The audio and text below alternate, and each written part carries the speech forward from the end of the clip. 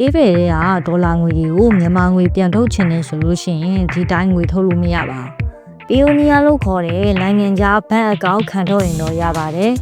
အဲ့ဒီဘဏ်ကနေမှအေးရကမ္ဘောဇဘဏ်တို့နဲ့ချိတ်ပြီးတော့ငွေထုတ်လို့ရသွားမှာပါအဲကြောင့်မို့လို့ပေးပေငွေတွေကိုပီယိုနီယာကိုအရင်ကျွဲပီယိုနီယာကနေမှမြန်မာနိုင်ငံဘဏ်တွေကိုပြန်လွှဲပြီးတော့မြန်မာငွေပြန်ထုတ်ရမှာပါ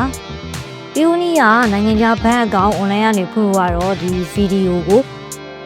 ကျွန်တော်တို့ channel မှာရှာကြည့်ပြီးတော့ကိုယ်တိုင်ဖွင့်လိုက်ပါ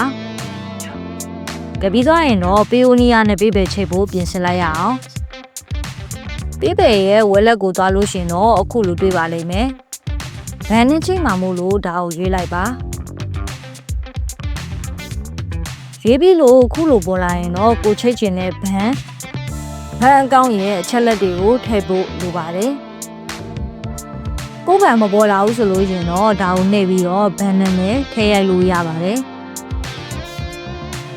ဘန်ချက်လက်တွေကိုတော့ပီယိုနီယာအကောင့်ထဲသွားကြည့်ပါ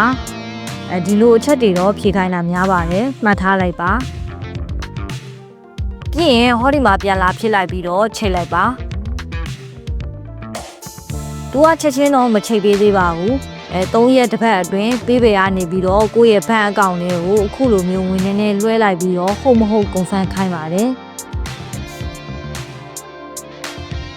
ခုလိုဟာလေးနေပြီးတော့ပီယိုနီယာအကောင့်လေးကိုဝင်လိုက်ပါဝင်တဲ့ငွေကိုမှတ်ထားပြီးတော့ဒီပေးပေမှာပေါ်လာတဲ့ဒါဖြစ်ပြီးတော့ကွန်ဖန်လုပ်ရပါမယ်ဒီမှာဆိုလို့ရှိရင်တော့ဘန်နဲ့ချိတ်တဲ့အဆင့်ပြပေးနေပါတယ်ပေးချက်ပြီဆိုလို့ရှိရင်တော့ဒီနေရာမှာအမှန်ကျစ်စိမ့်ပြီးတော့စသုံးလို့ရပါတယ်တခုတတိထားမှာကပေးပေအကောင့်ကနာမည်အချက်လက်နဲ့ပီယိုနီယာကဘန်အကောင့်ကနာမည်အချက်လက်တူနေဖို့လိုပါတယ်နာမည်တူမှသာသူတို့ကတူးတယ်ဆိုပြီးတော့ပေးချိန်ပါပါ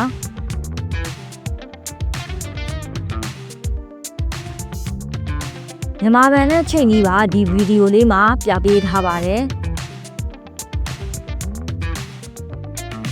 ပေးပေအကောင့်ဖွင့်နေသိကျင်လို့ရှိရင်လည်း channel မှာတင်ထားပေးတာမို့လို့ကိုယ်တိုင်စမ်းကြည့်ပြီးတော့အချိန်လေး comment မှာပြန်ပြောထားပေးခဲ့ပါဦး